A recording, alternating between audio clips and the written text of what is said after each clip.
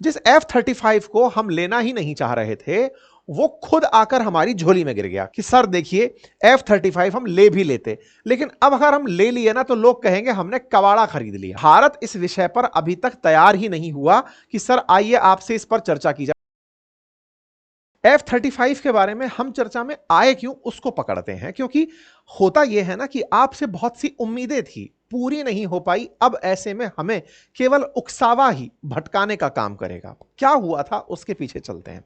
असल में एक हेडलाइन बड़ा मार्केट में चल रही थी और वो ये थी ब्लूमबर्ग की, जिसमें यह कहा गया कि कैसे इंडिया ने ट्रंप को हर्ट कर दिया, हमने उसे दुख पहुंचा दिया। How India will be hurt by Trump's reciprocal tariff. ये जब चर्चा आ रही थी कि हमें कैसे दुख होगा इस हमारी स्थिति को, कि ट्रंप से हमें क्या दुख होगा और हमने ट्रंप को क्या दुख पहुंचा दिया, इसकी कटिंग तैर रही थी। उसमें क्या था, इंडिया के द्वारा अमेरिका को यह कहा गया कि वो F-35 स्टेल्थ फाइटर जेट नहीं खरीदेगा। अब इसको प्रतिक्रिया के रूप में लिया गया था। मतलब इस अखबार ने यह दिखाया या फिर इस न्यूज कटिंग के अंदर कि how India will be hurt by Trump's reciprocal tariff, इससे हमारा क्या नुकसान होगा। इस नुकसान के लिए यह कह रहा है कि भारत ने ना बदले की कार्रवाई में शायद उन्हें मना कर दिया कि अब हम तुम्हारा F-35 नहीं लेंगे। मेरा कुछ और कहना है, मेरा यह कहना है कि भारत पहले ही अपनी तरफ से अनिच्छा जता चुका था कि हम नहीं चाहते, और उस अनिच्छा को अब एक किनारा मिल गया। अब वो कहानी क्या है, अब F-35 का स्टोरी सुनाता हूं मैं आपको। आपको याद है प्रधानमंत्री नरेंद्र मोदी फरवरी में अमेरिका गए थे। जब अमेरिका गए थे ना, उस समय ट्रंप का ये भाषण है, तारीखें देखें, वैलेंटाइन डे के समय के तारीख है। उस समय पर प्रधानमंत्री नरेंद्र मोदी और ट्रंप साथ में थे। ये व्यक्ति उस समय अनाउंस कर रहे हैं और कह रहे हैं कि we are also paving the way to ultimately provide India with F-35 stealth fighter, कि हम इंडिया को F-35 स्टेल्थ फाइटर देने का राह आसान कर रहे हैं। अब आपके दिमाग में एक सवाल आएगा, ये कैसे राह आसान कर रहा है? अरे भाई, फाइटर जेट बेचने की बात कर रहा है। इस पर मैंने ये 14 तारीख की खबर है, 15 को मैंने सेशन किया था और ये कहा था कि हमारे सामने एक धर्म संकट आकर खड़ा हो गया है। क्या हम F-35 लें या पुतिन वाला सुखोई 57 लें? अब आप पूछेंगे ये क्या कहानी थी। जाकर आप चाहें तो इस सेशन को देख सकते हैं। ब्रीफ में मैं बता देता हूं। F-35 अमेरिका का सबसे उन्नत किस्म का 5th जनरेशन का फाइटर जेट है। यह इसे बेचकर पैसे कमाना चाहता है। रशिया हमारे पास 5th जनरेशन सुखोई 57 ऑफर कर रहा है। दिक्कत क्या है, हम F-35 ले तो लें, सबसे बड़ा चैलेंज यह है कि ये टेक्नोलॉजी ट्रांसफर नहीं करते। टेक्नोलॉजी ट्रांसफर का मतलब है कि अमेरिका वाले फाइटर जेट तो पकड़ा रहे हैं, लेकिन इसकी टेक्नोलॉजी क्या है, अगर हम उसको साथ में मिलकर बनाना चाहें तो वो उसे हाथ भी नहीं लगाने देते। वहीं रूस वाले हमारे साथ कहते हैं कि सर अगर आप सुखोई 57 लेते हैं, एक तो हम सस्ता देंगे, दूसरा इसका सोर्स कोड और देंगे, और आपके यहां पर ही इसके अंदर कुछ परिवर्तन कर सकें ये सुविधा भी देंगे। तुलनात्मक रूप से रूस हमारा पुराना मित्र रहा है, ट्रायल एंड टेस्टेड मित्र रहा है, ट्रस्टेड मित्र रहा है। ऐसे में हम अक्सर रूसी चीजों की तरफ आकर्षित होते हैं, क्योंकि इतना सारा पुराना हमारे पास जो सामान है, साजो सामान रक्षा का, वो रूस से ओरिएंटेड है।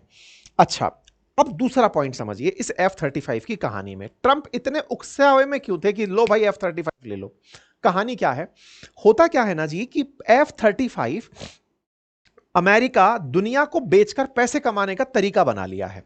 पिछले महीने की खबर थी कि ये स्विट्जरलैंड को F-35 बेच रहे थे 7 बिलियन डॉलर के अंदर, $7.5 बिलियन के अंदर, लगभग 36 F-35 $7.5 बिलियन के। अमेरिका ये अच्छे से जानता है कि भारत को बड़ी संख्या में फाइटर जेट्स की जरूरत है। फाइटर जेट्स की जरूरत है, ये खरीदेगा तो सही, जैसे अपन ने राफेल खरीदे थे।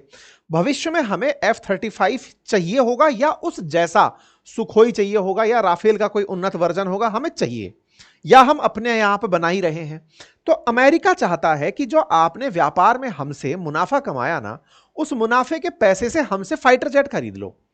हम खरीद भी लें इसे, लेकिन इसमें एक और दिक्कत है, और दिक्कत यह है कि ये फाइटर जेट सक्सेसफुल नहीं है। इसकी बहुत सारी कमजोरियां हैं जो पकड़ी गई हैं। तो ट्रंप हमको जो ऑफर किए थे उसको भारत ने इस तरह से लिया कि सर हम ले तो लें, लेकिन इसकी रिपोर्ट सही नहीं है। इलॉन मस्क ने जब ये F-35 बाजार में आया ही था, उसी समय इसको क्रिटिसाइज किया था कि ये बकवास चीज है, इन्होंने बना दी।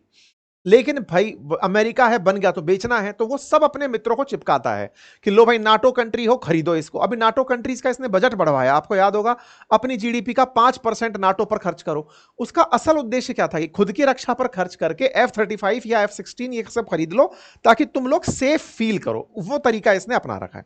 भारत ने इस बात को समझने के लिए थोड़ा समय दिया। ये कई बार अमेरिका ने इस बीच में हमें हिंट भी दिया कि आप रक्षा समझौते तो करते हो रूस के साथ और हमारे साथ में व्यापार करके पैसे कमाते हो। अच्छा, एक बार के लिए सुनकर ऐसा लगता भी है कि यार देखो, अमेरिका के साथ व्यापार करके हम 2 पैसे कमाते हैं और उस कमाए हुए पैसे से हम रूस से फाइटर जेट खरीद लेते हैं, तेल खरीद लेते हैं, तो रूस का तो इससे फायदा ही होता है। लेकिन भाई रूस से हम इसलिए खरीदते हैं क्योंकि वो सस्ता देता है, उसका पुराना हमारे साथ मित्रता लंबे समय से चली आ रही है, हमने जो आज तक साजो सामान यूज किए हैं वो अब तक उनकी सबकी कलपुर्जे जो हैं वो तक हमें बनाकर देता है, वो सब तरह से साथ खड़ा होता है। खैर, अमेरिकियों ने हमें तरह तरह से समझाने का प्रयास किया, हम नहीं माने, लेकिन किस्मत को कुछ और ही मंजूर था। जिस F-35 को हम लेना ही नहीं चाह रहे थे, वो खुद आकर हमारी झोली में गिर गया। कैसे? एक तस्वीर आपको याद होगी F-35 की भारत के अंदर केरल में आकर खड़े होने की, जिस पर केरला टूरिज्म ने इतने मजे ले लिए थे कि F-35B ये इतना केरल को अच्छा पा गया है कि ये केरल से जाना ही नहीं चाहता, और इस पर हमने कई सेशन भी किए थे। F-35 खराब होकर के खड़ा हो गया, तो रही सही इमेज ना F-35 की सोशल मीडिया ट्रोलर्स ने खराब कर दी। भाई इसके मजे ले लिए, F-35 सही नहीं हो रहा है, और वाकई में इंडियन मीडिया ने इसको इतना उछाल दिया कि जितना इमेज F-35 ने उड़ करके या बम गिराकर नहीं बनाई होगी, उससे कहीं ज्यादा बिगड़वा के इज्जत चला गया यहां पे। यानी एक सिंगल पीस खड़ा रहा और वो 35 F-35 जो है वो कम से कम 30-35 दिन यहां खड़ा रहा, और ये जो फाइटर जेट खड़ा रहा ना, उसके इतने मीम और इतनी तमाम चीजें बन गई कि ब्रांडिंग खराब हो गई उसकी। तो भारत सरकार को एक फायदा ये हो गया कि सर देखिए, F-35 हम ले भी लेते, लेकिन अब अगर हम ले लिए ना तो लोग कहेंगे हमने कबाड़ा खरीद लिया। अच्छा, कबाड़े से याद आया, अमेरिका के अंदर ही नेवी का एक F-35 क्रैश कर गया। मतलब ये फाइटर जेट खराब हो रहा है, क्रैश हो रहा है, मार्केट रिपोर्ट इसकी बहुत खराब है, फिर भी इसको ये बेचना चाहते हैं। भारत ने इसीलिए इसको मना पहले ही कर दिया था। इंडिया में ना गाड़ी के नाम पर हम थोड़ी बहुत सिक्योरिटी कॉम्प्रोमाइज कर सकते हैं, 5 की जगह 2 एयर बैग होंगे, हम काम चला लेंगे, हम सोचेंगे यार मैक्सिमम टाइम तो आगे ही बैठते हैं, पीछे वाली सीटों का क्या लेना देना है। लेकिन प्राइस बताओ किफायती होनी चाहिए। प्राइस के मामले में रूस हमारे लिए बहुत सटीक बैठता है। कैसे? भाई रूस वालों ने अपना सुखोई 57 चलाया, 5th जनरेशन फाइटर जेट। अच्छा, ये जो स्टेल्थ टेक्नोलॉजी वाले हैं ना, ये 5th जनरेशन फाइटर जेट कहलाते हैं। 5th जनरेशन का मतलब हुआ कि इस तकनीक तक पहुंचना ही तकनीकी क्षेत्र में बड़ी क्रांति माना जाता है। क्या पकड़ ही नहीं पा रहे हो कि हमने क्या बना दिया है? ठीक है, या तो आप स्पीड बहुत तेज चला रहे हो, या फिर आपने कुछ ऐसा मटेरियल लगाया है जिसके चलते आप पकड़ में ना आओगे। तो रूस वालों ने 2019 में इस सुखोई 57 को बनाया हुआ है। इंडिया वालों को पसंद क्यों आ रहा है? ये उससे बिल्कुल आधी कीमत का है। ये लगभग 350 करोड़ रुपए में पड़ जाएगा ऑन रोड, कहां तो वो 900 करोड़ का, और ये कहां 400 करोड़ के आसपास का माल।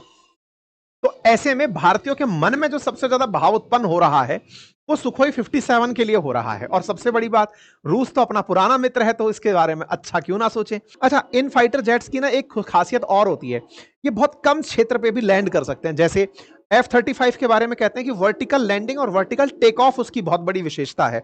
मतलब वो किसी घर की छत पर भी जैसे हेलीकॉप्टर उतरता है ना, वैसे उतर सकता है। तो ऐसे में किसी फाइटर जेट के लिए ये बड़ी विशेषताओं में शुमार होता है कि भाई आपको रनवे की जरूरत ही नहीं है, आप कहीं भी चलते चलते सरफेस पर उतर सकते हैं। ये बड़ी विशेषताएं मानी जाती हैं। तो ये सब सुखोई 57 है, बढ़िया से इसने कलाबाजियां दिखाई और कहा कि साहब हम भी 5th जनरेशन वाले हैं तो हमें लें।